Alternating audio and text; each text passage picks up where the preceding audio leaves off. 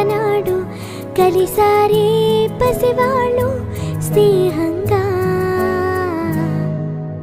సంతోషమంతా రెక్కలుగా రివ్వంటూ ఎగిరే పక్షులుగా ఆకాశమంతా ఆటాడుకుంటూ ఉన్నారు సరదాగా.